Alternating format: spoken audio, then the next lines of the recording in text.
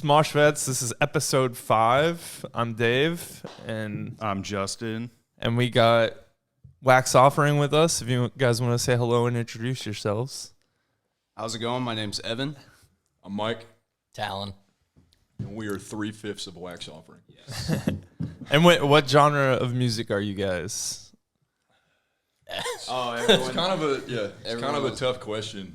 When we were first getting everything started, we were trying to, I guess, put, whatever genre of music we are. And we have such a wide range of songs, I feel, that it's death metal, but then it's like very melodic. It gets technical at times. It's kind of old school. So we came up with the new wave of old school melodic technical Florida death metal or something like that. Whatever it was. That's kind of a It's the mouthful, longest so- genre. It's a mouthful, so we're just good old Florida death metal.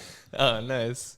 So, who's some of your bands that you look up to? I mean, I see you wearing a Deicide shirt, Yeah. but It's pretty cool actually too, because I think each member of the band kind of comes from a different background of metal. Okay. Our drummer Matt, he's like old school death metal and thrash, which is kind of where I'm at. You're more of like a hardcore kind of punky guy, right? Yeah, Sinatra. I listen to Sinatra a lot. Yeah. Our bass player Tyler. Be nice. Yeah, be nice to him. He really likes Periphery. We're always picking on him. He's a good dude. That's he's my like jam. kind of like a proggy kind of guy. And then No wonder his face always lights up when I'm Yeah. around. I'm like, Yeah. oh. Yeah. So, and then for me, I grew up listening to bands like Children of Bodom, stuff like that. Black Dahlia nice. Murder. So it's kind of like this melting pot that just you all collaborate together. exactly, and it's but yeah, death metal works. Okay.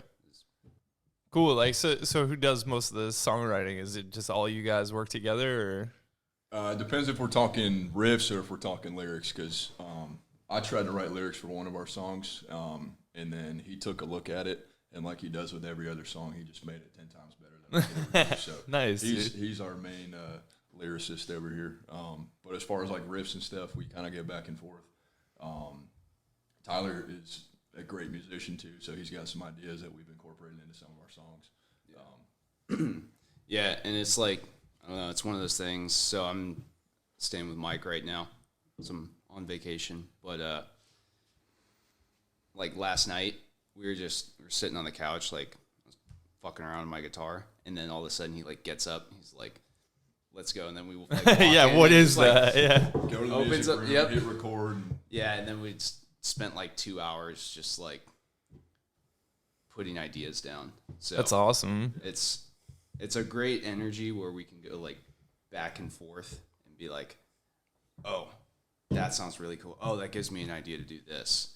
And it, it's one of those where like the songwriting is greater than the sum of its parts, where, individually none of us would be able to do something like that, but together it's like we're able to do like write really cool stuff. Oh, nice. Yeah, it's a collaborative thing. That's cool. That's the one thing with my band is like, that's cool when you write a riff and you see it a certain way, and then I'll send it to like Scott or whatever. We come in and record, and he's like, I have an idea. And then he takes that riff and it goes somewhere else, and you're like, holy shit, I didn't even think that could happen type of deal. You know what I'm saying? And then it becomes this cool fucking riff, and you're like, man, that's fucking magical. Fucking, I think that's one of the coolest things about writing music is like, Oh, it's so much fun. you just pull shit out of the fucking air. It's like magic, dude. Oh, you know? absolutely. Yeah. Well, and it's 50%. Oh, that's really cool. That gives me a really good idea. And it's 50% bitching at each other. Oh, like, yeah. I don't think it should be like that. I think Yeah, especially when you write it a certain way and you hear it that way and you play it over and over again, and then somebody changes it and you're like, I don't know if that's good or not. Like, just because you've heard it so what much. everybody doesn't see is all the time spent at practice or something, which we try to get away from, but it's just Evan and I going back and forth for 30 minutes about like, well, I think it sounds cool this way, or I think it sounds better this way. Do you guys look at it like when you write something, you're like, this is my baby, and like nobody should touch my baby? I Like think that's the way I came across. Like Yeah. when I first started, like no, I wrote this whole thing. And, like, it has a concept, and, like, it goes like this. And I had to, like, really, I still have that problem. I have to, like, get out of it where it's like, no, don't, what are you doing? This one's mine. I really love this. And they're like, oh, hey, guys, we can cut this out. We can do this. Let's put a breakdown here, you know, move this. And you're like, fuck you doing, man? You know, you're like, yeah. At this current point in time, like, just with the amount of songs that we have, I think there's only been, like, one each where we're like, this is my baby. Like, you're not touching this one. And it's pretty much stayed true to how we have it. But for the most part, like, Evan and I just go back and forth on writing riffs, and he'll play something, and I'll be like, oh, this sounds cool if you maybe did this. And a lot of the times it works. Other times we'll sit, you know, go back and forth for 30 minutes. But it's a part of it. Yeah, it's a great dynamic, I think, between him and I, as far as, like, writing riffs and writing songs. And it's cool, too, because, like, Wax kind of got started. I met our drummer, Matt, walking down the street in Fort Walton, and I was wearing some metal shirt, and I see this guy with, like, this awesome mullet coming up to me. Yeah, you can't miss him, dude. The most interesting man I've ever seen in my life. And he walks up, and just Matt being the guy he is, super talkative and friendly, he's like, hey, man, nice shirt, and we just kind of got to talking. And I had never really played guitar. I was a drummer my whole life. And he asked if I played, and I told him I played drums, and he's like, well, I'm a drummer too. I need a guitar player. And I was like, well, I'm like mediocre rhythm guitar at best. But we kept talking, and he was like, well, you seem like you're passionate about it, and you know your stuff and everything, so like you should come out and jam one time. And I went over. Took a while too, because I think I was deployed at the time or doing something. But by the time I finally got over there, I met Evan, and it went better than I expected because I was terrified, just never playing guitar. Yeah. And then we were filling in for Matt's other band at the time, and then from us just kind of like jamming around, like just doing sound check or whatever. I think we wrote like our first Wax song that day. But just through like just messing around, jamming around, stuff like that, like we just kind of turned it into what is now Wax Offering. So that's cool. Yeah, it was pretty cool how it all happened. Yeah, so if we're gonna go through like the whole how it started thing, already on that it's track. interesting. I like it too. So I met Matt in July of 2021. So and I actually met him through James at Armored. Oh, okay. So yeah, James Hudman. Yes. Yeah, at so Armored Amps. Yeah. he showed up. Matt, our drummer, showed up down at Armored Amplifiers looking for a guitarist. Essentially, he's like, "Hey, do you know anybody around here that plays guitar?" Guys who can shred is the quote. Guys who can shred, man. And so James was like, I don't know if he shreds, but I know somebody who plays guitar and has free time. So he gave me a call. He's like, hey, you still looking for a band or somebody to jam with? Yeah, sure. So Matt and I were jamming it was just the two of us for like almost a year. And then he's like, hey, I have somebody else who's going to come show up. Met him at a Death to All, something like that. No, I was wearing a Death shirt. Death is like my favorite band, but they did a benefit show like a tribute show for Chuck in Tampa in like 2019 or whatever it was. And apparently Matt and I were at the same show. I was wearing a shirt, and he was like, oh, you'll like this. You know, I was at this show not too long ago. And I was like, I was at that show. So we kind of connected through that, but without getting too. Oh, yeah. That's what it was. This memories fuzzy from lots of head injuries. But so he brings Mike over. And also, too, I just want to say Mike's progress with a year of guitar playing is mind-blowing. Oh, wow. Yeah, because he he showed up. And like he showed up with his like combo amp, his guitar, and he's sitting there and he's like, basically like, is it okay? It's like, yeah, man, yeah. But then it's that having that environment over the last year where you're both pushing each other. Yeah, has just been like for the both of us. really, really beneficial. Yeah. So, but yeah, so Mike comes over, and so we start jamming, and then we wrote one of the first songs, or like parts of one of our first songs, the first couple practices, and then we going around, and for a little while, I was like, well, we need a singer, and I was like, I will try to do the whole like playing guitar and singing thing. Found out I'm not really smart enough for that. Yes. Like So the hard. whole like Hands don't work with mouth. exactly. Yeah. It's like I can work one part of my body at a time kind of guy. But so then I knew Talon from the climbing gym down in Destin, and so he came out and he watched a show where we were playing with Matt's other band, Ox 45. It's like a party thrash band, basically. And he's like, "Hey guys, you still looking for a singer?" I'm like, yeah. He's like, "Can I come out?" He was like super drunk. I think Right here. That's the only way he had the confidence. Hammered.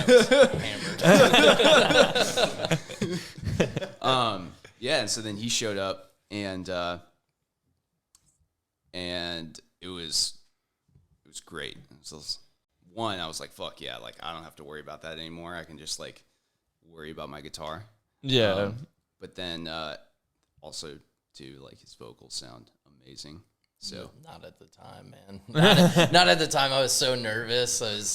I showed up late. I didn't mean to, but I showed up late and I was all nervous. And like when your friends tell you like, "Hey, I've got a band," you're like, "Oh, okay, buddy." And then, I had seen them play, and I was like, Seems too good to be true. shit. Almost. Like, what have I gotten myself into? These are way better than I expected. And then when I went there, it was pretty cool. We had another bass player at the time, and then he unfortunately left. He refused to learn the songs. And then I brought Tyler in just because I'd known there was this mechanic where I worked, and he was like, I knew he played guitar, and I was like, well, if you can play guitar like at an okay level, like what I heard from him, I was like, he can play bass. Like I saw he had a bass in his room, so like he's fine. And he was actually at a military school, and I was like, when you get back, you got to join the band. And I think this was a week before our first show. 2 weeks. 2 weeks before our first show, he learned 9 songs in 2 weeks. That's fucking awesome. Yeah, and It's impressive, dude. People that do that, I'm just like, how? I'm still learning the shit I wrote. Right? Same, dude. Yeah, I would forget lyrics on stage all the time. So, and also too, just to Wrote them. this is the last nice thing I'm going to say about Tyler, because otherwise his ego is going to get too big. But so he's been wanting to move to a fretless bass, and so he went and got one because we played a show in Mobile on Saturday. He got one 2 days before that show, and spent a total of 12 hours practicing going from a fretted bass to a fretless bass, which for anyone who plays instruments knows that that's no small feat. And then he went and he just did it. He played it live. Fucking So Rain Man for the whole set. Definitely Wapner. Yeah. Put a shirt on, though. Yeah. We wish you would put a shirt on. Yeah. So all you guys are military or prior military too. I mean, that's why we wanted to have them on the show too. I mean, obviously we want to interview anyone that's in a band and music and military and all that stuff. That's what the show's about. So, but I mean, we can only discuss so much, so I don't want to go too far, but yeah. So if you can like fill us in on your like careers up to this point, or like if you want to go through that, like. So I've been in a little over 7 years at this point. And you're in the Army? Army. Okay. Yep. And so I started off, I was stationed in North Carolina, and then here in Florida for 2 years, and then now I'm stationed out in Louisiana. Oh, okay. So you travel back and forth doing the band thing? I sure do. Oh, wow. And it's not, it's not close Louisiana either. It's like East Texas, Louisiana. What are you, like 6 hours? 6 hours to Pensacola, 7 to Fort Walton. Wow. Yeah.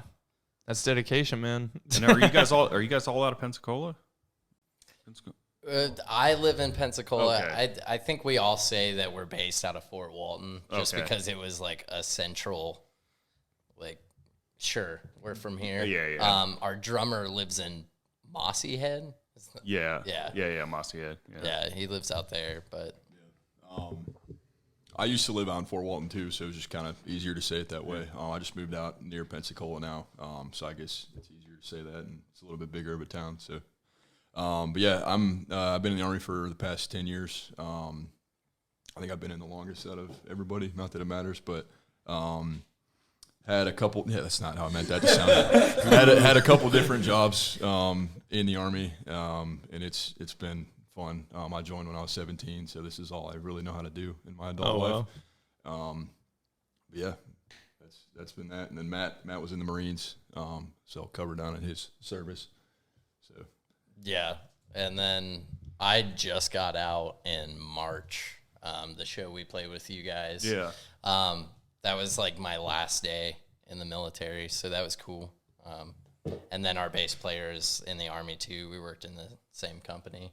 I don't know how long he's been in, but I think he's coming up on the end of his contract. He looks soon. like the youngest one. Is he the, He's a baby. Yeah, he looks like a baby. Yeah. Like this is his first assignment and stuff. Yeah. Like Yeah. this is the best ever. I found bandmates and life's gonna be good forever. You're like, oh yeah. it's pretty cool though, just that all of us have served, because like you mentioned on other podcasts, it's just there's a level of like camaraderie that you can't really match with different guys that either haven't served or whatever. So a lot of like the jokes are just the way that we communicate with each other. It works really, really well. Yeah, you're used to like the criticism and stuff. You can take it. You know, when somebody tells you that sucks, you're like, okay. Yeah. You know, there's probably been a lot of times where people are like, one of them's like, oh, like that sucks, or like they're very harsh about it. And I'm just kind of like, oh, okay. And we all communicate that way. And like, somebody I'm else, used to this. they probably just quit the band or whatever. But, it's tough love. Yeah. But it works really well. And like I'm just stoked at all the progress we've made so far, and we're only going up from here. It's awesome, man. Yeah, I think that like the best part about us being either military or prior military is like timing. Is like we're gonna show up early. We're gonna show up early to load in and just stand outside the venue like, okay, we're here. Hurry up and wait, man. Thank you. Thank you. Jesus. I wish everybody thought like you. That's why I love when you guys say you're going to play a show, because it's like, dude, I don't have to worry about them. They're going to get the they'll be here on time, and they'll be there 15 minutes early. It's fucking great. I mean, and we've all got a group chat. Like we know, hey, like this person will be here at this time. He's going to be 10 minutes late, but he will be here. Yeah. Or if somebody can't, like, all right, we'll go load up your stuff. Exactly. Still be there and show up when Dude, you'll make it happen. Yeah. I was in a band with I was the only prior military in my band. I would they would tell us load in was at 4, and I'd be like, guys, load in is at 3. Yeah. Because I know we're gonna get there at 4. You know, and then like after, I was in the band for like 8 years. And like after the first year, they started to realize that I was telling them like an hour earlier than what the doors were, and they were like, "Dude, we'll show up at 4. It's fine." Like, But I wanted to be there early every time. It's just in your blood after if you getting don't do out. that, you're gonna get there at 5. And next thing you know, your set's getting cut short. Yeah, I'm early to everything. So, or if you're like the second on the fucking bill, somebody shows up late and like, well, guess you're opening now. You know, I've had that happen before, and you're like, son of a bitch. That's true dude. too. Yeah, timing is really important. So, like inside the band, because like we're always talking about doing jobs inside the band. Like, what do you guys like contribute? Like outside of just writing and stuff. Like, I contribute absolutely fucking nothing. You just do the vocals. False. He's the most photogenic one. Yeah. I don't know. I think I honestly, because he's not here, and if we don't keep saying one nice thing every 20 minutes, Tyler does probably like the most hands-on work outside. Like he's recording our stuff for us right now. You know, he learns the songs, he shows up, he'll use his truck for loading equipment, stuff like that. Outside of like just being the vocalist, I'm like, what could I do, guys? I've texted Evan a couple times, like, wouldn't this be a sick line in a song? And then he's just taken that and was like an hour later, like Bump in the Night, one of our songs, I texted him like this one line. I was like, I don't know why, like this line is cool. And then like literally an hour later, he had a whole song mapped out. It was like, yeah, and it would be sick about this and this. And I was like, okay, dude. Like, I've done my part. Like, here you go. Like, he planted the seed, and he just like that's about it. Like for me. Yeah. I mean, I'm the guy. He's the guy. Are you the band leader? I'm the punching bag. Yeah, that's the same thing. Yeah. There's like, always one that's like, when you know, we got to do this, boys. We got to do that. We gotta I got a show for us. There's always one that's like hands up. I'm the one in my band that's usually reaching out and trying to do things and progress and like finding those things. It just happens that way all the time in any band that I've ever been in. It's always been. Yeah, because I mean, I don't want to be like the guy who's like, oh no, it's my band and everybody else is just not here. like that. But there's always one person that kind of takes the reins. It's like everybody gets comfortable with it too. It's like, you're the guy, you know. Like Evan's reached out to like he's the one. He's got the email account. He's exactly. He's running the majority of the socials. That's I'm the same way. Yeah, and it's like he's writing the songs. Draw the logo too. Yeah, he drew the logo. yeah. But that's awesome. He doesn't have it tattooed on his body yet, so. Yeah, there's that. Oh my God, that's commitment. You're the scheduler. You're the we need to be there at this time. Yes. Hey, where the fuck are you, guy? You know, like that. Yeah. So, which also the where the fuck are you guys always everyone's least favorite person, but you know, I know. Yeah, it's also. I mean, you guys are lucky. I kind of envy that. Like all with a military background and stuff like that. You know, it's like you can be hard on somebody. Like, cause you know that they have that military background. It's like, all right, I can take it. You know, if you're being a dick to me, we're still boys, you know, like, and I got to learn from my mistakes and stuff. So I had a hard time being that guy with my guys. Cause I always had to kind of like, and I'm sensitive too, you know, I got my own issues, but like I would come down hard on him and I'd be like, I'm sorry. Like, I'm sorry. Like, you know, just smooth it over. The sense of, all five of you guys know that, like, if you're not on time, you know why you guys are all mad at the person who's not on time. It's like, bro, you're supposed to be. We said this time, and you said okay. Like, you didn't call me, you didn't tell me that you were going to be late. Like, you know that everybody else's time is important. You know what I mean? Like, to them. So there's a certain understanding, you know, between all five of you. I think when you're not in the military, they don't quite grasp that understand. It's like, well, I'm only 5 minutes late. Like, yeah, man, you're 5 fucking minutes late. Like, why weren't you 15 minutes early? You know what I mean? Yeah.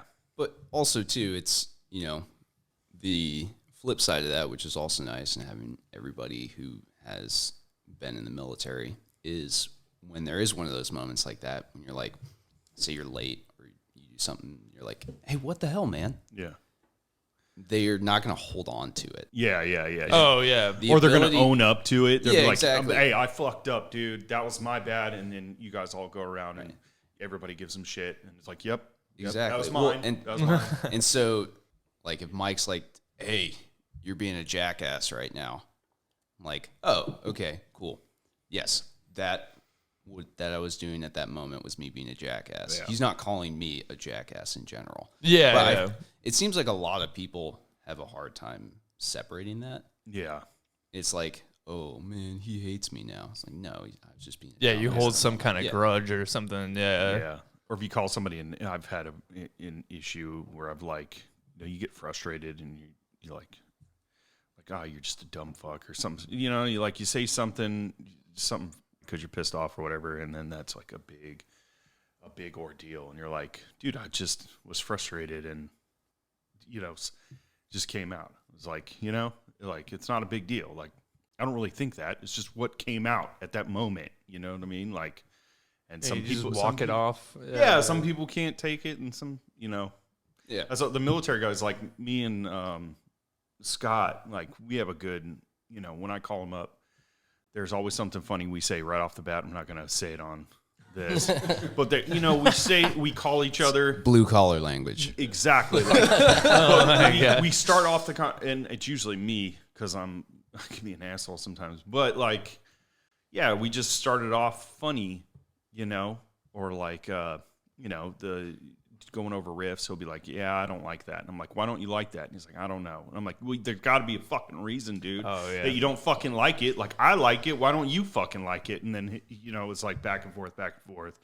And then we get it all worked out and stuff like that. But I've noticed when they're not veterans or military guys, you got to take a softer approach, which sucks. I'm not used to that, taking the softer approach. Yeah, it's hard to get used to. It's why we get along so well. When I met him for the first time, I was like, oh, we're going to be friends. Like, I mean, I'm also about vibes too, you know, and I just got a good vibe from him. Yeah. So I think that's just another reason like we all meshed so well right off the get go, because you didn't have to dance around and try and get to know him or anything. It was like the second I met all of these dudes, I was like, all right, cool. Yeah. Yeah, I kind of got that vibe from you guys when I met you at downtown too. So it's just like, I don't know. And we're all chasing a dream, you know, we're all kind of like in this together sort of thing. I say that a lot about like the local scene and like working together. Yeah. And I don't know, I just gravitate towards like creative people. And, you know, I always like all my friends say they want to start a podcast and do all this stuff. And I'm like, let's go, man. Like I get excited. Like, and he knows I have like so much shit on my plate and I'm still like trying to add more. Like, oh, you want to do that? Like, if you want to be creative, I'm there to help you, you know? So, and that's what this is all, that's how this was birthed, is because he's the same person. I'm sure you guys are too. Like, you just see people that are like artists or photographers or videographers and you want to work with them because it's fun to create together, you know? And they have like their own vision and stuff too, which is fun to see. So, and that actually, it's a good... You guys have shot music videos, or have you started doing that yet? It's on the list of things we need to do. But yeah, we're getting there eventually. So yeah. Do you have anybody in mind that you'd like to work with, or I don't know? You can shout them out on the podcast. Like, for music videos, I don't know if we have anybody yet. Like we're open. Like we got a bunch of friends that shoot for us and stuff, and we'd be absolutely down. But Dee Dee is incredible. We feel like we got a pretty good relationship with her, and just everything she does is incredible. She's such an awesome person. She is definitely awesome. You guys were saying on your we're gonna get her and her husband on the podcast. Yeah, for sure. Yeah, absolutely. In the Army, so I'd like to hear his story. Yeah. He's got a little bit older than pretty crazy stories too from his time in the Army. And then Griff is our other one that, you know, shout out to our boy Griff. Saw him on here on the podcast the other day. He shot for us before too, and he's an awesome dude.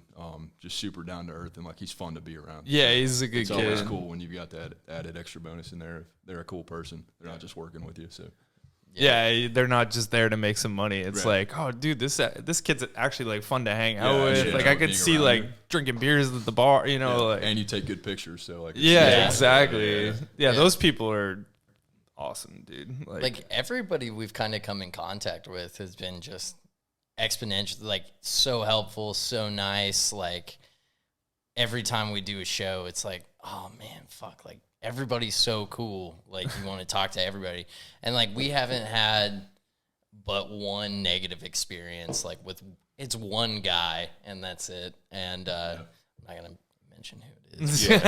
It's just off camera. Yeah, it's just one guy. But anybody, like everybody's so cool. Like Dee Dee, super helpful. Griff, like the nicest dude, and he like takes, like he shows general interest. Like he just wants to like hang out, and that's awesome. And all the other bands we've had the chance to play with, like everybody's been super cool.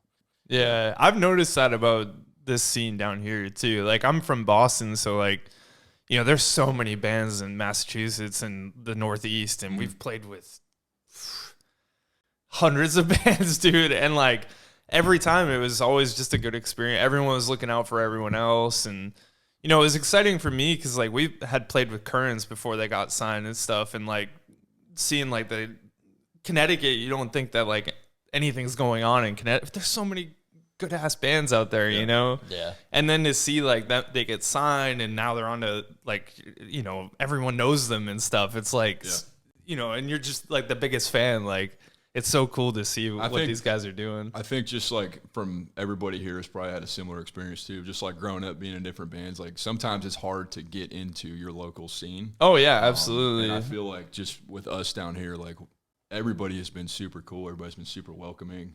Every band we play with, they're like, dude, we should do this again. It's not like we have any bad experiences. So like the scene down here is awesome, and it's growing every day. Oh yeah, big A lot of bands bands that are popping up, man. and then bands that are like making it big, getting big shows, and like we're stoked to see people that we've played with like opening for a big band or something, and you know it's awesome to see. So is there a venue you haven't played down here that you want to play? we haven't been to Vinyl yet, and that is the one that's on our list. That's like number one at the priorities. priorities. If we can open for somebody rolling through there, that would be pretty sweet. Yeah, I mean, for me, the way that I'm looking at it is like it's, you know, obviously like being able to go to like somewhere like a, you know, Vinyl or something like that and play at that specific location is always a sweet goal to have. It's more like I want to play to a room full of people who are like just genuinely interested in the music that I'm performing. So it's like, regardless of the physical location that's happening, as long as there's people who are like, you know, it could be 10 people, it could be 100 people, you know, but as long as the people who are there are like actually there because they genuinely giving a shit, that's what really matters to me. Yeah, it's not like they have to be like singing every word, just as long as they're like having a good time. And yeah, exactly. And, you know, there's like a certain understanding too about, especially some of the more extreme genres of metal, is you're not making that music for the commercial success of it. No, it's a niche market, dude. Yeah. You're not getting rich playing death metal. No. It's just not, it's never going to happen. We would play Jimmy Buffett covers if we wanted to make money. That's Well, don't tell Lorna Shore there. That's for sure. Like, damn. Yeah. But and that like incentivizes people like bands like yours. Like if they can do it, like there's nothing stopping you either. You know. Right. But still, like Lorna Shore, right? Even with them being as successful as they are right now, you know, that is a drop in the bucket of the overall musical economy. Yeah. So, and that's, you know, you have outliers like that, which, you know, they do go on to be very successful to a larger audience. But, you know, also at the same time too, it's like the extreme metal scene is so much bigger than just Lorna Shore. Yeah. And it's, you know, and it's so like rich and diverse, and it's so cool because you can go to a show that's like a very small band and there might be 15 people there, and it'll be a band that you've never heard of before and that have like 150 followers on Instagram or something like that, and they'll peel the fucking skin off your face. Yeah. You're like, this is awesome. Yeah. Yeah, can I actually shout out a band? Yeah. Yeah, absolutely. Dude, Aneurysm. Yes. Like, I don't think anybody in their band was over 21, but we played with them at on Cinco de Mayo at the Handlebar, and holy shit. Yeah.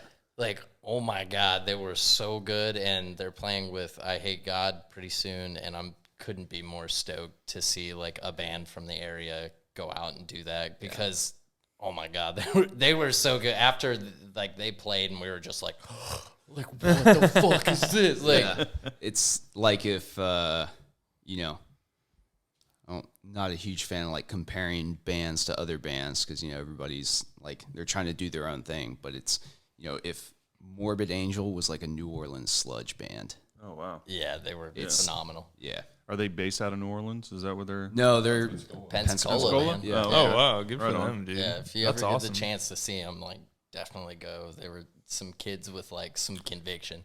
You got For sure. You got contact for them and everything. Yes, I do. Well, okay, we're gonna talk off camera about that. Don't let me forget. Might have something coming up for both you guys. Sounds good. Yeah. Yeah, we're making deals right here on the podcast, dude. Yeah. Don't go flossing it now. Yeah.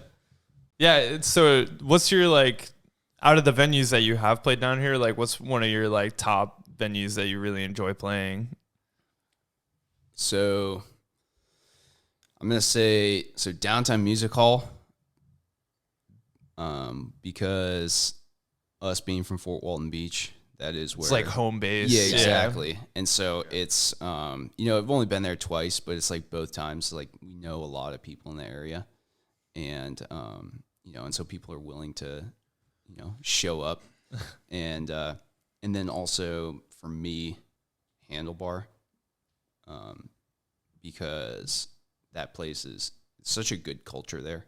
Yeah. In the music scene, and also too, I think, and everybody who's been to the Handlebar can vouch for this, but that's like the rowdiest venue that I've ever been to. Oh, that's cool. So we all went and saw Goat Whore there, and and then a few months later I saw them and I Hate God at Siberia, like a hometown show, and Handlebar was just nuts. Oh yeah. Like even more so than a New Orleans show, which I was like kind of taken aback by. But yeah, that place is so much fun. So How was Siberia? Siberia's cool. Is it? Yeah. Is it a legit venue? Yes. Siberia? Yes. Okay. Yeah. I've played in New Orleans once, and it was a like corner bar, Yeah. no bigger than this room, this dining room right here. Oh, and it was the sound guy had no shoes. Like he walked. The real New Orleans Bro, experience. he legit walked from his apartment down the streets of New Orleans, which we all know what the streets of New Orleans look like, with no shoes. And he like came in, and like I said, we're all military guys. And like when somebody comes up and like the first thing they're like, "Hey man," like, "Hey man," I don't do well with that. Like, how many bands are playing, man? And I was just like, yeah, there's 4 bands. These are the bands. And he's like, one of the bands is called Project Ascension. And they were like the hometown guys. And he's like, projects? How many projects? And I was like, no, bro, there's fucking 4 bands. And one of them's named Project Ascension. And I think this is like the 3rd day of a run that we did. So I was like driving the whole time, tired as fuck, not in the mood. And this damn near homeless guy, walking in, just, yeah, man, okay, man, how many, and I was like, You don't like being called bro or man? no, My it's dad not is that, like it's the whole, complains about that all the time. Super stoned, couldn't function. yeah, and he's supposed to do a job for you, know, Yeah, and I'm right. like, Somebody you rely I'm like, all 15 people that are here, I want them to, hopefully we sound good for them, like, and this guy's like, every show is like a shot. I talk about this all the time, but like you never know who's in the crowd, So like for something like that, if you sound like crap, it's like you're ruining it for us, dude. Like your shot. yeah, right. It's just gone. So yeah. I thought about that every show we had because like we played tons and tons of shows and stuff, and I always just like worried about like even if we're playing for 5 people, like one person could be like that record exec or something like that that's reporting back and looking for smaller bands. You just never know who's in the crowd. So Not only that, but like I show up, man, I'm always just like, we have a job to do. yeah. Like, you know what I mean? Like we do have a job. This is fun I as didn't hell. drive all the way here for nothing. But yeah. like I have a job to do, and if you're supposed to do a job for me, I'm like, and you start off with no shoes, and yeah, man, what projects, man? I'm like, oh no, like nothing but problems is about to arise. But it all worked out. Yeah. So how did you guys get your like first opportunity for shows? Like, were you like reaching out through emails, or did you just have somebody reach out to you, or? So we were playing a show for Ox 45, and Mike and I were, and then Matt as well. And it was up at Jimmy's Jukebox in Crestview. Oh, okay. And, we were the last band playing, and so we got to the end of our set, and we had a bunch of friends there, and they're like, guys, play one more song. And we're like, fuck, we don't have another song. And then we like kind of looked at each other and we're like, yo, you want to do, it's a song we have called Fill the Skies with Fire. And so, because we had been practicing it, we're like, you want to do that? And it's like not the hardest thing in the world. So like, yeah, let's just go for it. And then Will, the singer for Ox 45, he's like, guys, what's going on right now? What are we doing? We're like, we're playing a song from that we had just written for our other project. Like we hadn't had a name at the time. He's like, okay, cool. And so then he came up with lyrics like on the spot, just freestyled it. But then, so afterwards, somebody came up to us and she's like, hey, what was that last song that y'all played? Oh, wow. Like, funny story. That's actually from a different band that we're working on right now. She's like, okay, cool. Well, I have a birthday party planned for Dee Cole, and that birthday I know who that person is. Yes. Yeah. And that birthday party has since passed, so it's no longer a surprise, so I can talk about it on camera. But yeah, so she said, hey, so I have a few bands, and I think that would be a good place for y'all to make your debut. Oh, and so nice.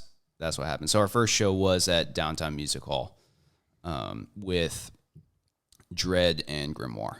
Oh, nice. So yeah, I always wonder, like, I mean, when I started out as a kid, I was like 16, I was like calling venues, like going through the yellow pages, like looking for the Palladium's phone number and calling them and like, can I talk to the manager real quick? Like, and then like, They don't make it easy to find out how to. I mean, nowadays it's like you just go on Facebook or Instagram and people Yeah. are usually respond pretty get quickly. left on red, dude. Yeah, I mean, No return email. yeah, it depends. I mean, we were trying to like book like a run for a band that we were friends with, just trying to help out. Cause like, you know, I've been doing this for years and it's just, I can't get away from it, man. The music industry just keeps sucking me back in some way. Cause I was yelling into a microphone for years. And then after my band like kind of separated, I didn't know what the heck I was going to do afterwards, but I just had so many connections and friends and, you know, I just love being around creative people. So I was like, I have to do this in some capacity. So when we decided to work together on trying to just do like a 4-day run for a band, and we were working for Worthy doing that too. But dude, we sent out like how many freaking emails and got Tons of emails. 1 or 2 back. And we were just like, I think we're starting to realize like it's all in who you know. Like, you know, everyone knows that with the music industry. You know, if you meet the right person, man, it can open doors for you. You know, like you met Justin, he's booking shows for you guys and hooking you up and stuff. And Yeah, thanks, by the way. Thank Thank you. It's like anything too. It just comes down to who you know. Like, it doesn't have to be the music scene, the military. Like it. If you know somebody and they can probably help you out, like you could probably get something done. If you play decent music, I won't even go with good. If you're just a decent band and you guys are decent dudes and you're in the scene here, you know, I always say I got a stage for you. You know what I mean? Yeah. A lot of people don't realize that I got to kind of space it out because, you know, like I got into it. I wanted to play every show, everywhere. Like I just want to be on stage. And then you burn yourself so much the fuck fun out, and then people don't come out and see you, and then you're like, you know, you want to get everybody paid. There's a whole bunch of different shit, but like, yeah, that's why I got into booking, because I was like, fuck, dude, I want metal shows around here. There's a scene for it. I mean, you guys have seen shows are sold out. Ice Nine Kills sold out. Fucking, I Set My Friends on Fire almost sold out. Downtown Music Hall, they're coming back. You know, things like that. But like, there's a place for it, and I just wanted, you know. Like when I used to go downtown when I was in my 20s, man, yeah, it's the early 2000s. But you used to be able to go out and find music, man. It may not be exactly what you want to hear, you know what I mean? Mm-hmm. But like I could hear heavy rock and metal. Like I could find it somewhere. And I just noticed in like the last couple of years, like it was just all cover bands. Nothing against cover bands. They have their place, but you're saying like around this area? Yeah, I don't go out looking for cover bands. Yeah. You know, I can find them anywhere. I want original music, and I want to find something that fucking grabs me, walking by the door and shit like that. And you could find that back in the day, but not so much anymore. And that's what I'm trying to establish around here is like, yeah, man, there's fucking cool ass music. You guys work hard. Fucking everybody works hard and wants to be in front of a crowd and shit. So, well, the really good thing about you is that you're like, you respond to everybody too. Yeah, I try to. I love about him, dude. Like, I never got that. Even if it's a no, like at least you'll know. Yeah, hey, I don't have something, or no, there's not an opportunity right now, but I've got you, and if I have something, I'll hit you up, type of deal. But a lot of but at least you know. Exactly. I'd rather get no, go F yourself than nothing at all. I am aware that Wax Offering is in the area. You know what I mean? And that's what I'm letting you know, and then you know that I know Wax Offering's in the area, where a lot of people just scroll on by or delete, I would assume, because there's no response back. Time to send this venue my weekly email or my weekly text message that's going to get read and not responded to. Dude, it's crazy. Yeah, I was this close to just start driving around the Southeast, going to venue and being like, who do I need to talk to? I'll introduce myself. Like, I've emailed you how many times? Like, I did that with Club LA because I wasn't for years. I had started with Club LA trying to get in there with my first metal band, like 2014, 13, and it took me, what did I say, like 7 years or something like that, 7, 8 years to get into that venue. And I just, when I had started Worthy and wanted to try and get in there, I just drove down there and I was like, where's your booking agent? And they were like, oh, he's in the office over there. I was like, can I talk to him? And they're like, yeah. And they brought me over and I was like, hi, I'm Justin from Worthy of the Crown. I just wanted you to put a face to the name and say that we're ready and willing to do whatever you need, to help support the shows. And he's like, oh, thanks for stopping by. Like they're kind of cool about it and everything. But at what point do you just show up at load in with all your shit and just act like you're supposed to be there? I know. Yeah. I've never done that. I've had guys not show up at load in. It's always we were joking about that the other day. Like, if you just showed up at a place and just like act you like look like you should be there. Yeah, everyone's like, well, I guess they were a last minute addition. I guess we're starting the show early. You could probably get in for free doing that shit. You're like, oh, just hold something, like you just need a laminate. Walk in with the ladder, man. Nobody questions. It's like, okay. I don't want anybody getting any ideas. An energy drink and fluorescent gaff tape. Look annoyed. Yeah. Like walking around doing the Wayne's World thing. Like, Exactly. Yeah, I wish more venues would give more people a chance because it's like, well, does your band bring people in? Like, I don't know, dude. Yeah, maybe. Fuck, give me a chance to do it. Or what I've gotten is like, I tried to book in a city, and I get back. Have they ever played in the city before? And I'm like, no, but that's why we're trying to get into that city. Like, it doesn't have to be your best venue. You can put them in a lower venue, but they're trying to make it into your city. How does anybody get into a city if that's the question you're asking? Is like, have they ever played here before? Mm-hmm. You should be like, okay, well, let's try and find a local style show, and we'll bring you in, put you second on the roster, and then you're added to, and then hopefully you guys make a splash in the fucking neighborhood, and then you can be back, But I just don't get that fucking response. It actually pretty much irritated the ever-living fuck out of me because we were trying to book our friends, and I'm like, I would assume they have, but I don't know, like they're trying to get to your fucking neighborhood, That's the whole reason I'm asking you about this. Why do you think I'm reaching out to you, man? Like, I don't know. I'm getting pissed off now. No, I mean, I'm with you, dude. Too, you're like, no, but they should. So give them a chance. Yeah. And it's like, I'm sending you their, like, that shouldn't matter. Are they good? Like, if they're good, like, and I send you a music video of them and some music, and you go, damn, these guys are actually pretty good. Then you give them a shot. Like, I don't know. Maybe I don't understand it. Maybe Well, we're still learning, man. Yeah. I've been in bands since I was like freaking 14, 15 years old and been playing ever since. So and like still learning how all this shit works, dude. I feel like you never really get a hang of it either. Like you may get better at certain things, but you're never really gonna know. You just gotta put in the work. There's always something that you're learning. Like I found out even with booking, like they'll send me, like people have a different way of talking about everything too, which I found. Like one person will ask for this, and then another person will ask for the same thing but call it something else, and I'm like having to not look like a dumbass and trying to figure out what the fuck they're asking for. I'm like, I'm on Google. I'm like send the advance. Like I remember getting that, send the advance, and I was like, advance? This is a door deal. Why would you need an advance? You know what I mean? And so I'm like, advance. And I'm like, money that you send prior to, and I'm like, okay. And I'm like, hey man, this is a door deal. Like there is no advance.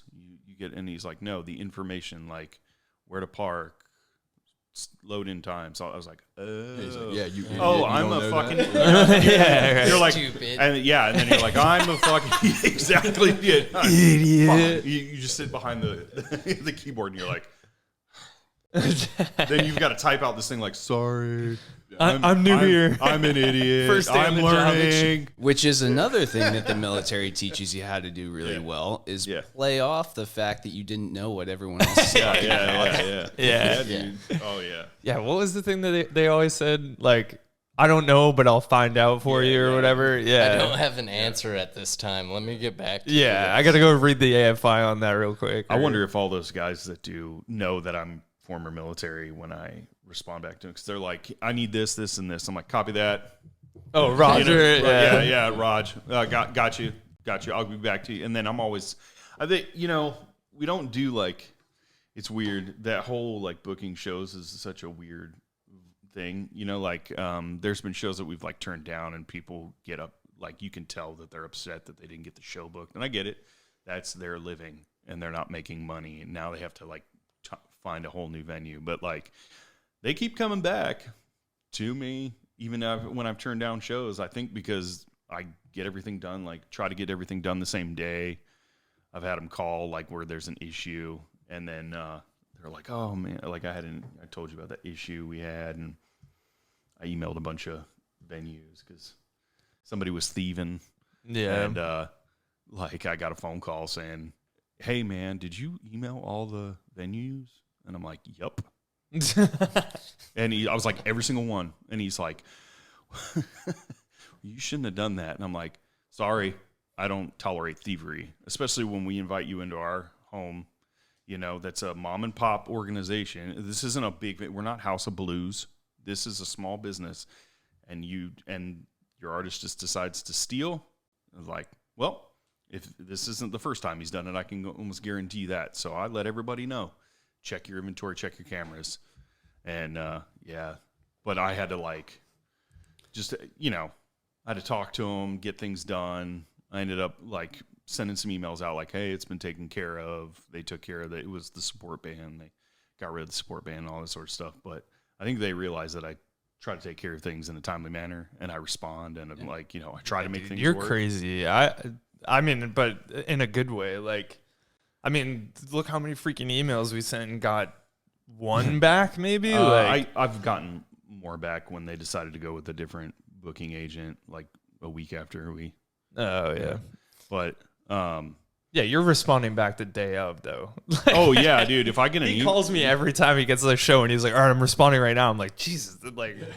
It's awesome. Like no one's like that, dude. Like this is your job though, and like us growing up in different bands and stuff, like and being in the military, it's like when I was in the military, it was like I am responsible for other people, and like if I can if I could make my soldiers go home early, why wouldn't you want to do that? Like, if I can't get this job done as quickly as possible, because I don't want to fucking be here. Yeah. Like, it's hot outside. I don't want to do it. Like, let's get the job done. And, like, I think that's how we've approached music. It's like practices at this time to this time. Like, there's no, like, we get, like, 5 minutes of bullshit, and then it's like, like, okay, put in your ear pro, let's fucking go. Like, yeah. And then, like, especially when it comes to, like, shows and stuff, it's just like, we're here, this is our job, like, we're going to give it everything we have. We will respond to your emails. We will, like show up early,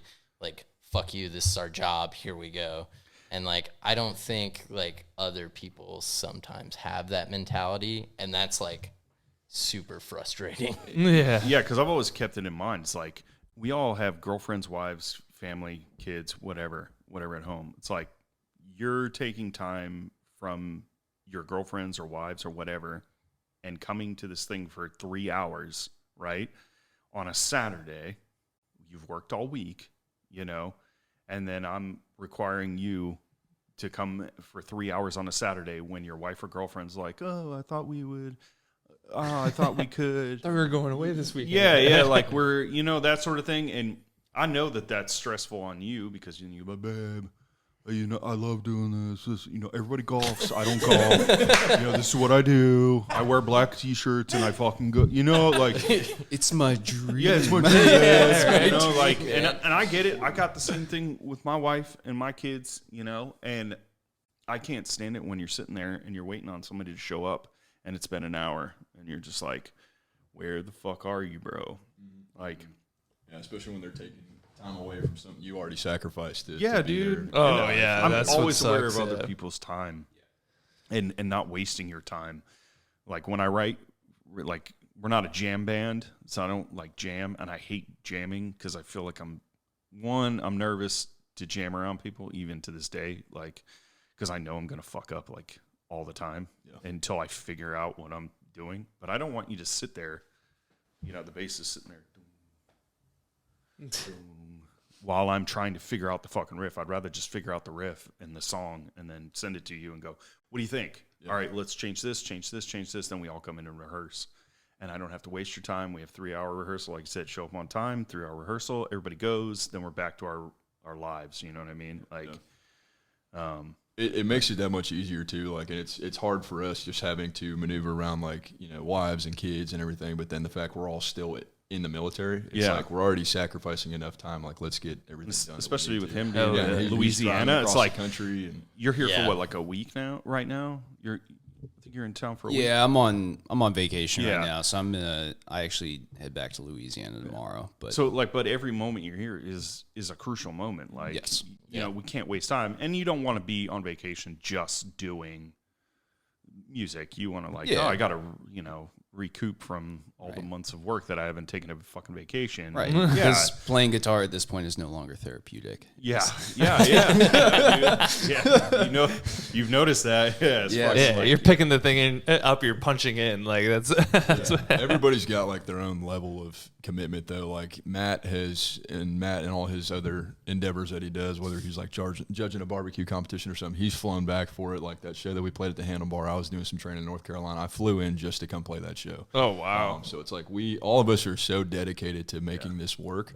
That we're in it. So I feel like we've all been in bands growing up and everything, and you're like, oh, this is cool or whatever. But the first time that we started writing some stuff, like everybody's eyes got all big and we're like, holy shit, like what did we just do? And I'm sure everybody says amazing. that the first band they're in, but for me, this was the first band that I've been in that I was like, holy shit, we might be onto something here. That's awesome. And it's just reassuring too, like the first show you play and you get off stage and everybody's like, where the fuck have you been? What is this? What just happened? So it's such a good feeling when people are coming up to you like, who are you guys? Like, D.D. Cole met us in the parking lot after our first show and was like, what the fuck was that? And it was like I didn't know who D.D. was until like a couple days prior to that show, and they were like, no man, like this is a big deal. And I was like, okay. And I went and looked at her page and was like, oh fuck, like, let's not fuck this up. But at the same time too, it's, you know, you can have the sickest songs in the world, but if your work ethic isn't there, then nobody's going to listen to you. Or if you're a douchebag, like people don't want to work with you, which, you know, it's been enlightening. And there's also been some like hard pills to swallow where it's like, as a guitar player, you realize that the bar is so much lower than you ever thought it was. Like musicianship that people are willing to pay money to go see. Right? But I see where you're going with this. And then the terrifying part of that is you're like, oh God, it's not how good I play guitar. It's how good are my people skills? Yeah. You need to be a people person that plays guitar, not a guitarist that talks to people. Yeah. And That's a good point. Yeah. And, and once again, tying in with the military is it's not who's the best band in the world, right? And same thing with the military is it's never like who is the fastest person, who's the strongest person. It's the person who's willing to work the hardest, or the person who's willing to keep working at something. And, it's really is just a matter of punching the clock. Yeah. Right? Eventually, if you devote enough and you put enough time into something, you will receive some sort of success from it. Yeah. Unless, because, I don't think anybody's music that they are able to make is so particularly awful that nobody's going to come to listen to it, or it'll get filtered out to that point, Yeah. But there's always like a market for something, Right. like no matter what Exactly. it is. yeah, I mean, we've all seen the videos of people like screaming into trash cans and shit in the backyard, and there's like a group of people standing around going like, yeah. Yeah, right. G.G. Allen threw shit at people Yeah. for years before he finally died. Yeah. Well, it's the show aspect of it. It's like you're putting on a show. Like put on a show. Oh, I It's say not that just all the about- time, dude. It's not just about playing your music, Like it took me a long time to get comfortable on stage, but the second I got comfortable on stage and like knew my songs, I was like, oh, I'm kind of free. Like I can move, and I can do things. And I used to get pissed because we'd step off stage and our guitarist or our drummer would be like, "Oh, I fucked up," and it's like, dude, no one knows. No one knows. And we always were just about being showmen. So it's like, as long as everyone's reacting to the song, like all of us on stage are putting on a show, who the fuck cares? Like if you mess up, it's because you're going ham. Like, what I mean? Yeah. So It's cool too, because like I think the first show we ever played, that was my first time ever playing guitar live in front of people. So I was like terrified. I'm just doing nothing but staring at my fretboard the entire time. And now like each show that we play, you get more comfortable playing the songs. You start get the leg headbanging shake, a little bit, dude? looking at the the leg shake. Elvis It just shakes leg, the man. whole time. Yeah, you try and tap it instead. You're like not even on beat, just tapping so much. But My first show was like that. My legs shook the whole time, and I Yeah. was like, ugh. Yeah. yeah, you're sweating all over your picks, just dropping them left. and I right. always just had so much fun stepping on stage, man. It was just like you have the butterflies, but then once you get out there, it's like, oh my god, and It's so therapeutic too, and like for Oh, me it is, personally, yeah. it's been such a good stress relief from work and everything, and like just Bro. running and gunning for so long, like you need something to help take you away from it, and there's no better feeling than just hopping up on stage and entertaining people, especially if you get that reaction from the crowd, like, hey, this is something that I put my heart and soul into, and somebody out there is just going crazy and rushing around. You're like, there's nothing better than this. Yeah, it's almost like you're doing it for yourself, but then also like, when people react, it's like either way, I'm going to have a good time. Yeah. Whether you guys do or not, I'm having a good time. Exactly. This is what I'm supposed to be doing. Once you see them like actually, having a good reaction, they're moshing around, Yeah. they're cheering and yelling and stuff. You're like, that's just that little extra piece. Like that's nice to have. Yeah. It's awesome. Yeah, I still throw up before every show. Do you really? Every time. Yeah. It does. We played with Hemlock at Jimmy's Jukebox to like 7 people, and even I think there was less than that. But sometimes that's worse because you see all 7 faces. Oh, yeah, you know what I right. mean? Yeah. Like You can it's see everyone's It's almost so reaction, yeah. intimate. Like there's 3 people standing right in front of you, like this, and all you see is like 3 sets of eyes, and you're like, oh fuck. And then there's not a lot of background noise. So like as a guitar player, it's like when my solo is coming up, and it's like, oh fuck. Oh fuck! A whole Like third. I gotta nail this. A whole third of the crowd is standing there with their arms crossed. Yeah, dude. Yeah, bro. Yeah. Yeah. What's dude. even cooler though is like if you can make those 7 people Oh, start dancing. hell you're yeah, like, dude. all right, we are on. It's something, we're doing something right. Yeah, and I've only had one show where I took it very personally that everybody was just staring at us. I think I asked them to fight me at one point. Like, fucking do something, man. Like, and then they threw a trash can at us. So I guess And we threw it back. Yeah, for the venue, they told us that was a compliment. So it was like, all right. Oh, dude, you should have got that on video. You could have put we that had it on on video. TikTok. It would have blown up. Like, all the was on stuff that I video. see on Instagram and stuff is so silly. Like some of these bands, dude. That one, I'm sure you guys have seen it. The dude's like making paninis on stage or whatever. Dude, I was dying. I'm like. But you gotta kind of do shit like that Yeah, how sometimes, creative you know. can You be? gotta, you Make gotta some kind of paninis like. on stage. I say this all the time. Like anyone can get up there and play music. You know what I mean? Like not everybody, obviously, but like, you know, there's a lot of bands. It's kind of saturated. You know what I mean? So you want to kind of like stand out. You know, because like, you know, you guys are playing a bunch of shows and you're playing the same venues and stuff. You want to like, what can we do to like stand out? You know? Yeah. I say a lot like people kind of crap on like Sleep Token and stuff for like the masks and stuff, but I'm like, dude, it's really cool. Like people respond to that, you know? So like, what's your thing? What's your mask or your whatever when you get on stage, you know? Not everybody needs that, you know what I mean? Yeah. But like, what's that thing, you know what I mean? That is bringing people in, you know? Yeah, and we've actually had some comments about like some talks about this. I'm like, man, dude, like, what can we do to like, you know, put on that much more of a show? And I think we've came to the conclusion it's like less is more for us collectively. Yeah. I was like, you know, like, what if I like get a sheep's head or something, like fucking throw it at somebody? You know, like the material of the songs we're like singing about, like it's pretty dark. Like let's do something crazy. And it was like, it came to it's like, no, like we're 5 dudes, we wear all black, like play a show, and it's like less is more for us. Yeah. But there's definitely bands out there that are like, I mean, look at the success of Kiss or Slipknot or Mushroom Head or something. Like whatever works for you, whatever, like what was the band you just saw that was like in Executioner hoods and like smoke? Savage Master. Yeah. It was their lead singer's a woman, and then all the other guys in the band are in like BDSM gear and Executioner hoods. They're like, so it's I know. If that's your thing, it's like party on Wayne, party on Garth. But like no, but yeah, so the whole like costume thing is, I don't know.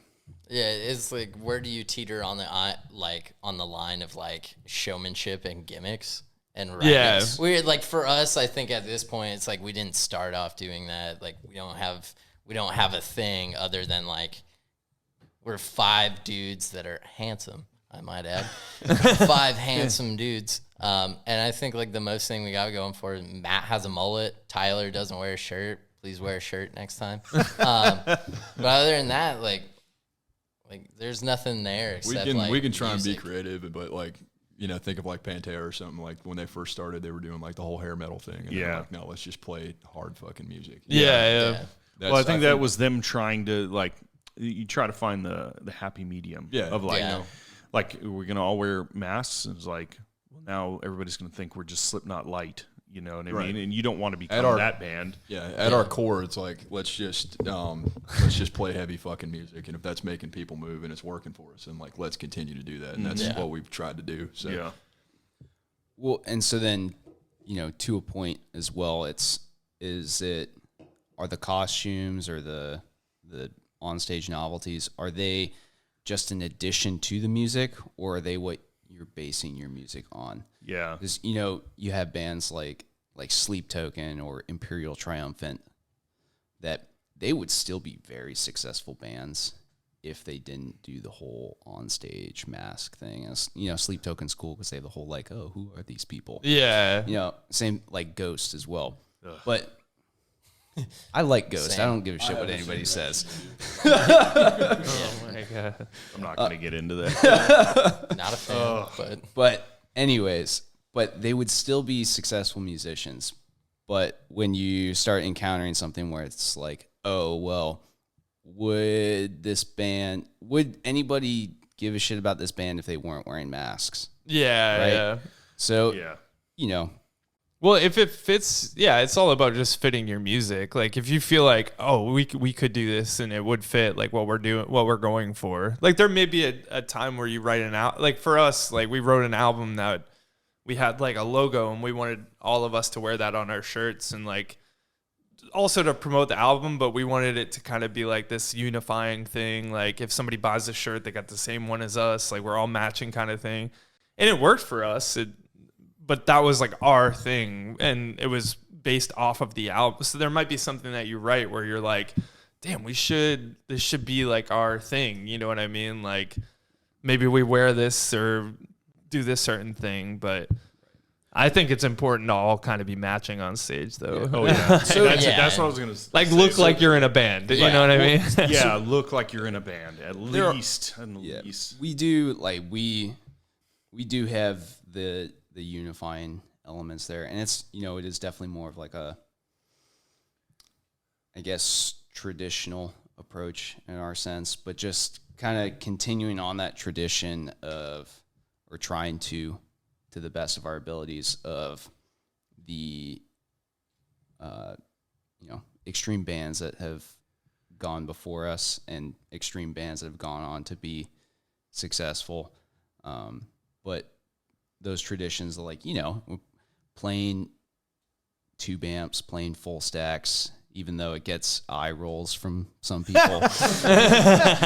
when we show up, I just said you guys were young, and you guys will learn as you get older. You'll be like, Oh, are you trying to put them on Axe Effects and all Oh that yeah. stuff? Oh my yeah. god, dude. Well, Yeah. their first show, dude, that we played with them in Alabama Music Box.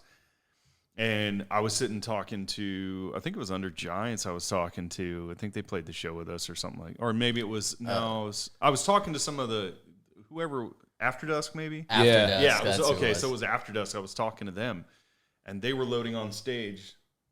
And then I was just like, da-da-da-da-da, you know, said what's up to those guys.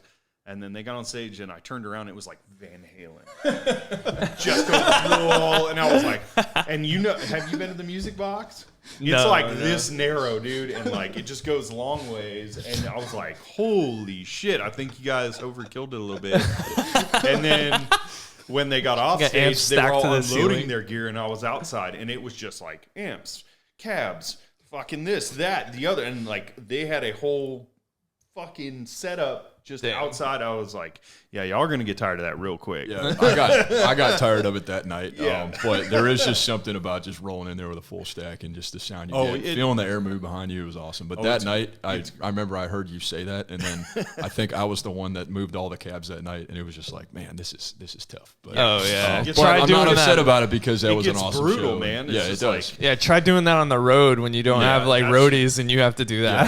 Yeah, That the last shit show we sucks, played, I had my man. brother there. Shout out to him. And we got done with the set, and he was like helping me carry all my stuff out. I was like, oh, this is nice. Yeah, roadies, dude. Yeah. it's nice to be a singer when that shit happens. Oh my god. Like, I got my one microphone. Yeah, you fucking vocalist. Why aren't you guys ready yet? I'm ready. I have my Yeah, mic. right. I'm plugged into the. And they're so particular about their gear. I'm just like, what do you guys need help with? Like, don't fucking worry about it. Like, they're just all their pedals. And Yeah, shit. oh god. I'm like, all right, like, I guess I'll go talk to people or be at the merch table. Yeah, that's your job. Yep. Talk to the people. But yeah, so like on those lines though, it's, you know, keeping that a very traditional sense of like, you know, we're not oversaturating with effects or anything like that on the guitars and stuff like that. You know, it's very stripped down, simple setup. It's just, you know, loud, and it's like we're not trying to reinvent the wheel. We're just trying to like make a really nice one. Yeah. Yeah. So Well, that's the whole cab thing. I'm getting old, dude. It's like it's so nice to just wheel something in and like, oh, it's there, and then I just plug something in, and I'm good to go. It's I love it. But the fear in people's eyes when they walk into a venue in 2023 and they see a wall of amplifiers. Yeah. Dude. And from the opening band more often. Yeah. We're just like, hey, what's up? I hope you brought earplugs. Like, Yeah. Yes. Yeah. Yes, indeed. Yeah, I'm like, go stop at Worthy's table. They're selling them. Yeah, we have earplugs. Everybody needs earplugs. The amount of times I've got ear pro from the Worthy table is dude. oh yeah. Oh, me too. Yeah. You guys definitely wear earplugs. You don't want tinnitus. Bro, yeah. I think I'm the only Military person in the grade band. Yeah, I'm the only person in the band that legally has tinnitus. Thanks. Shout out VA. You say I can't wear ear pro. Yeah, I can't find the happy medium for me. So even at practice, and I stand right next to the china, it's like, brutal, dude. And then on stage, I'm like, I can't fucking hear myself. And then most of the time I jump in the crowd, it's mostly just because I can't fucking hear anything in front of the wall of sound that's coming from behind me. I'm like, fuck, dude. Like, the monitor is out. Like, what do I do? Like, the crowd can hear. Like, all right, I'm good. Like, it takes a minute to get used to. I remember when I first started wearing ear protection, I was like, man, this fucking sucks. But now, there have been moments at Downtown Music Hall where I've been on stage and it's been so loud that even with earplugs in, I still feel like I'm not wearing earplugs. Yeah. Like it's been that loud. And I'm like, man, and then Ben's over there with no earplugs in. And I'm like, how is he fucking doing this? And then you start thinking about all the years that you've been around gunshots and explosions, and you're like, airplanes. Right, I need this. I was there field management, dude. Being out there with the F-16s and the 22s and C5s and all that. So U2s. Actually, the night that people had sticky fingers at Downtown Music Hall. I was there and I had my fancy musician earplugs that only cut the sound down by a little bit. And that night was so loud that I got out of there and I felt like physically sick. Oh yeah, man. It's going upstairs at that venue and like sitting there trying to talk to Ian about just the show and like the financial portion of it and everything like that. And we're sitting there trying to have a conversation and hearing the music just come through the floor. I'm like, God damn, dude, it's so fucking loud. Like I have to shout at him upstairs, like, yeah. Wear earplugs. Can I find a hobby that doesn't just destroy my ears or my body? I know. Gotta take them golf, dog. Yeah, gotta take them golf. I don't think I'm a golfer. Even that, you'll pull something. Knitting or something. No, it's all worth it. I mean, all the hard time and grinding, it seems to be worth it.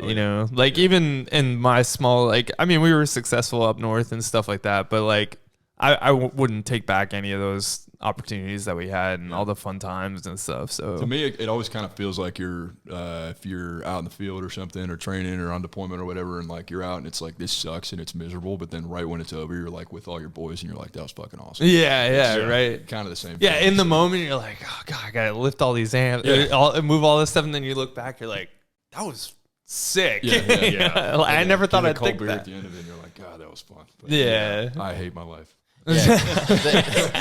That's called trauma bonding. Doing a lot of that. Yeah, when you're on the road, like, bro, like going to bed at 2, having to be up at 4 to be at the venue the next day, and you're driving 6 hours or 8 hours or whatever, and you're like, this fucking sucks. And then when you're done, you're like, that was actually a lot of fun. Well, I had to drive home, and an hour home from Mobile last weekend. We played that show, and I think we all stayed out till like 3 a.m. And I was just like, I am gonna regret this, but that was a lot of fun. Yeah. You're young too. I leave right after the show. Go home. Yeah. It's cool, man. Like the runs we've done have been really cool. Like waking up in a new city and everything like that. And even if they haven't been like super successful, like. They said like that New Orleans show, like I was like, I'm playing a show in fucking New Orleans, you're on the man. road. I never thought I'd play in New Orleans, like I never thought I'd play anywhere when I first started, and yeah, all that stuff is like really cool. Vino's, you know, like I walked into Vino's, you'd been stationed there, and you told me about Yeah, that Vino's, was and I the was like, spot oh when shit, I was I'm there. where, you know, Dave fucking went to go watch shows, and I played shows there. yeah, played shows, fucking bands that you've been on before, you know, like even playing the Handlebar. You know, I love After the Burial, and After the Burial's played the Handlebar, and I'm like, oh, I'm on the stage with where fucking After the Burial. That's played. cool, That's yeah. fucking cool. Same with Vinyl and Club LA and all that sort of stuff. So that's really cool. I think that's why I do this shit. You know. Yeah, just thinking about all the people that have been on stage before you, and it's like people you've looked up to, and you're like, I am standing where somebody else stood. Yeah, bro. Yeah, it's awesome. Yeah, even just, I mean, like I'm so spoiled in the opportunities that I got. Like I met the right people, man. Like, and like what we said at the beginning of the show is just like, it's all in who you know. But I would walk up to people at venues that just looked like they were important and just be like, I'm in a band, hit me up, email me. Right. And I did that at Warped Tour. I was just there as a fan, you know, just watching the show. And I saw this lady walking through the crowd. She had these big glasses, and she just looked important. And I was like, I got to talk to this lady. And she was going to the catering area. So I was like, oh, she's got to be somebody, you know. So I went up and handed her a card. Like, I had these cards made and had our email on it and phone number and all that. And I was like, hit us up if you ever have a show. Talk about the most perfect person to talk to. Like, she's like, oh, you want to play Warped Tour next year? And I was like, yeah. And she's like, well, I got your card. I'll just email you. That's awesome. Like, week later, she was like, you want to play the Worcester Palladium, which is like, I've been going to since I was in freaking diapers. Right. I saw Slipknot there, Mudvayne, Korn, like, you name it, I saw them there. Yeah, that's killer. And she was like, yeah, come play the Palladium. And we played with Ice Nine Kills. It was sold out. Like, one of our first shows, like, ever. Like, that's awesome. But it was just, I say that because, like, I would like to incentivize people. It's just like, you never know. Go out there, talk to people, make business cards. I don't know if you guys have them, but like, just get your name out there. And people respect that. If you give them like something, I can contact you. Yeah. And it just makes you look that much more professional. Too, yeah. But get out of your comfort zone. And it shows that you care, you know? Like, if you're just like, oh yeah, I'm in a band, it's like, okay, well, where can I look? And most people aren't going to look you up. You know what I mean? Like, if you just say, like, because there's so many different band names out there, and they're around bands all day and doing their own thing.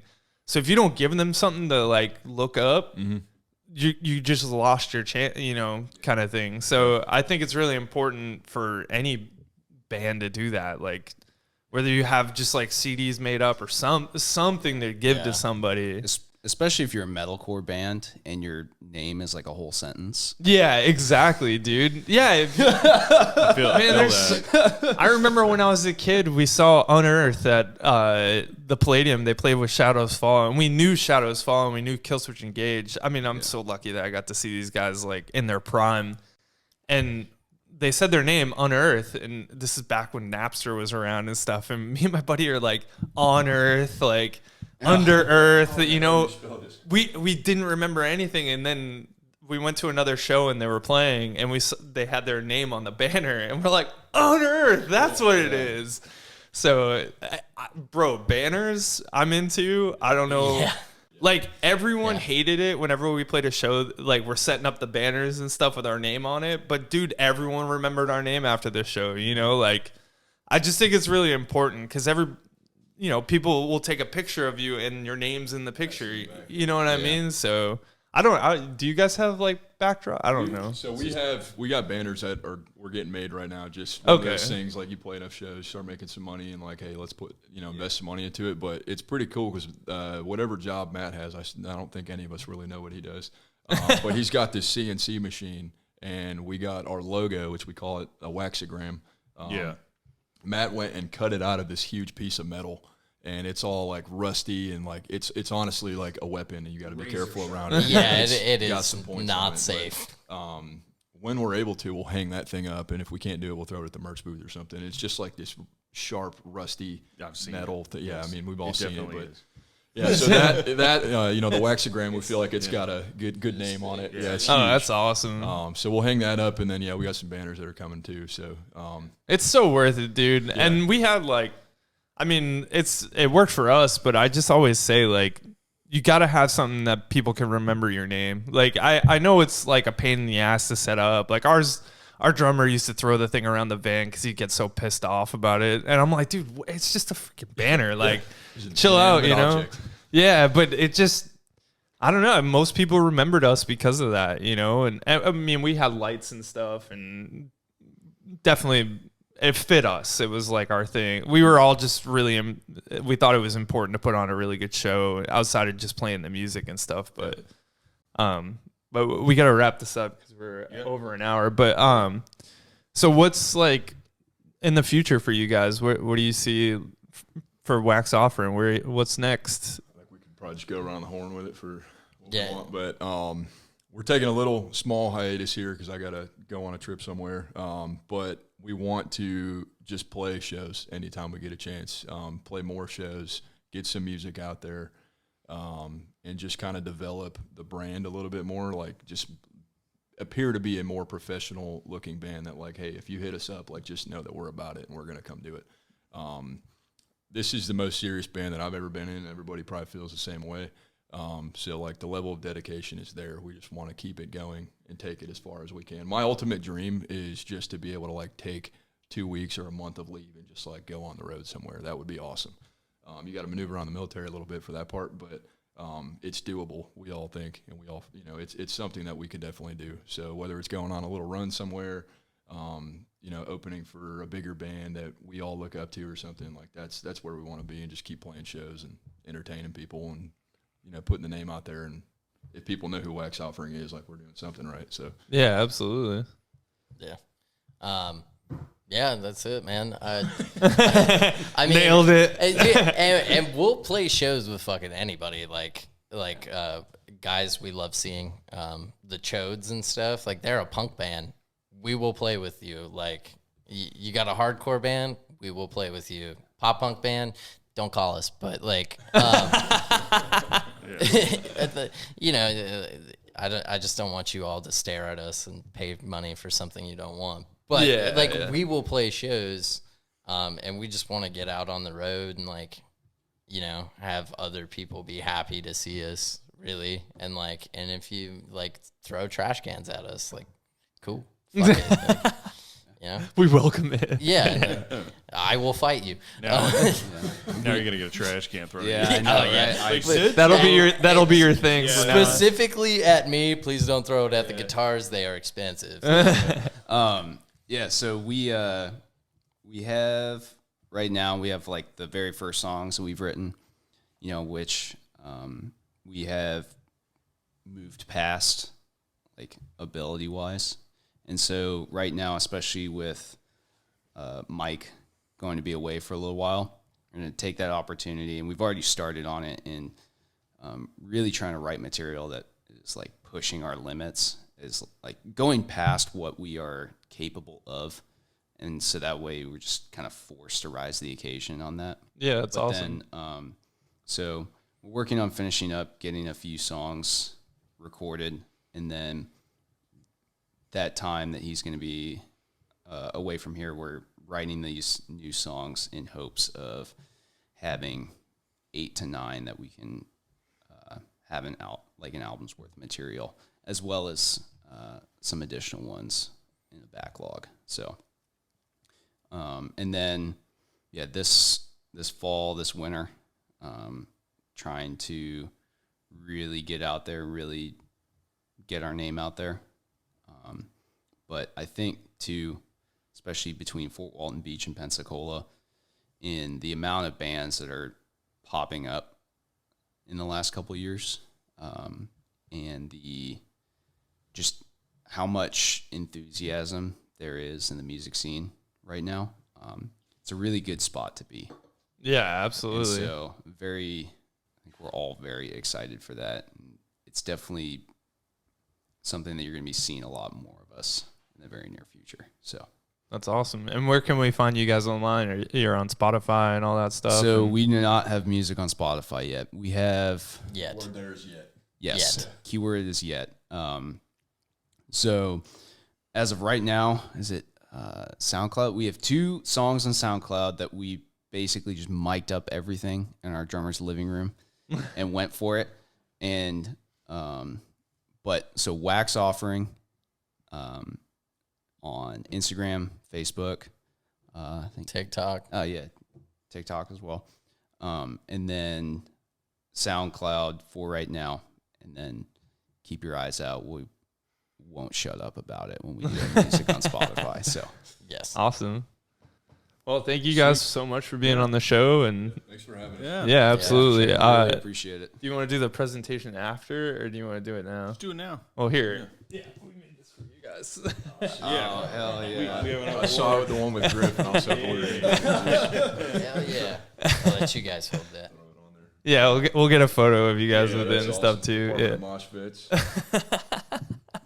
This is like the greatest idea ever for a military metal podcast. Dude, last night I was looking at, we're making challenge coins for sure, and patches and stuff, and you're doing something right. That's awesome. That's better than the plaque they gave me. They just got it to me, and after 7.5 years, 2 deployments, the ability to not run anymore. This is better than the plaque I received. And the coin thing. Did I get the coin thing right in the last? Did you guys get to that part? Yeah, I mean that was the gist of it. Like you don't really see it a ton anymore, but you know, like it's still a thing. So but you still bring a coin just in case. Yeah. You're like, oh, you don't want to be the you always try and bring like, oh, I got this from a 3-star general or whatever. Like I know that's gonna trump your company commander. But So real quick, yeah, this is a niche story for people in the military, but I know somebody back in North Carolina who, as a PFC, as an E3, he got like 10 coins made that had private first class on them.